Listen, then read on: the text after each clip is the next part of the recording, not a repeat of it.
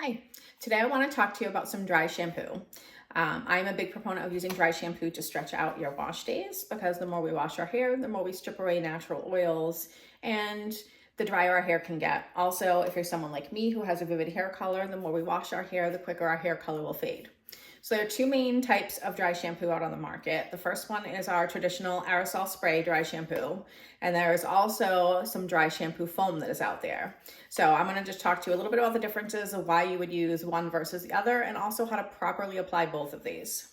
Okay, so let's start first with our dry shampoo spray. This is what most of you are probably familiar with and you probably use. The biggest challenges that I hear from people with this is that they leave like a white residue on the hair. Sometimes that's because of the particular brand of dry shampoo that you're using, but I find a lot of times it's from improper use. So when we want to use our dry shampoo, the first thing we need to do is shake it up really well so that you can distribute the product in the can well. Now, the reason a lot of people will get a white residue is because they're spraying too close to the head. You really want to hold this can like 10 to 12 inches away from your head while you're spraying. Otherwise, what's happening is you're getting all of the propellant into your hair, and that's what's leaving that white residue. It's not actually the dry shampoo.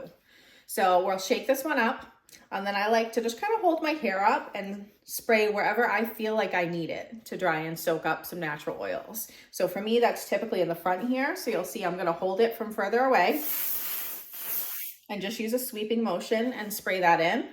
And then what I'll do is I'll lift up my hair, again, holding 8 to 10 inches away, and spray anywhere else that I feel like I need it to freshen up my hair.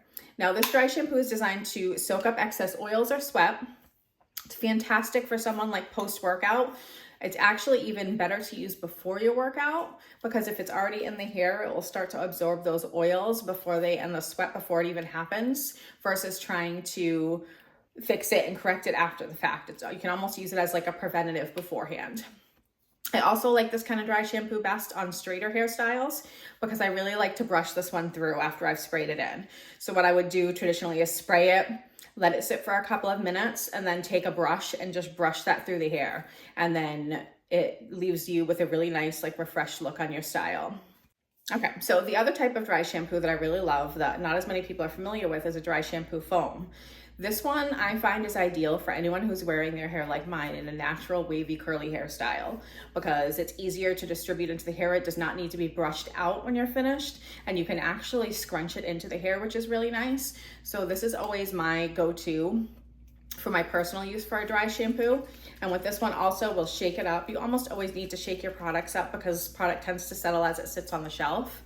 And then I'll take just a couple of pumps of this into the tips of my fingers. Took me a few more pumps, mine's almost empty today. So a little bit on my fingers and emulsify it really well. This particular one from InnerSense, it's their Dry Refresh, needs to be emulsified well before you put it in the hair or you'll end up with a stickiness left in. So once I've got it emulsified really well, I go in just with my fingertips and kind of massage it into the scalp area. Anywhere where I feel like I need a little refresh, my hair's a little oily, get it right in there. And then I'll take and just scrunch through the rest of my hair a little bit, and it'll actually help give a little refresh on my waves and help if I have any little bit of frizz in there also, and kind of tame that over.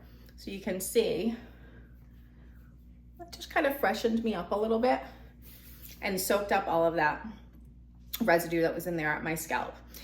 This one's also, like a shampoo foam is also really great most of the time for building volume on dry hair. So if you wake up in the morning and your hair is feeling a little flat, you can use the dry shampoo like I just did on the fingertips and massage it right into the root area to really help bring some volume back and give you that back in your style to prevent your hair from being too flat. So to do a little recap for you, we've got our spray dry shampoo, which is excellent for straighter hairstyles that you have the ability to brush it through once it's applied.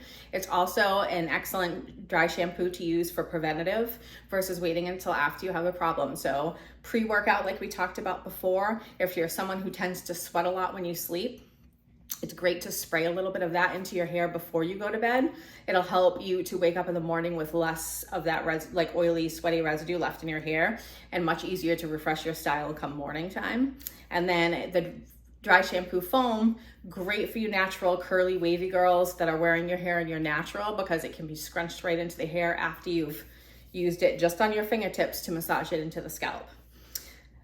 This, again, is a great way to help stretch out your wash days so you're not washing your hair as frequently, which is excellent for color retention. And again, just great for the health of your hair in general. So I hope this helps you guys out a little bit. If you have any more questions about dry shampoo, feel free to leave me a comment.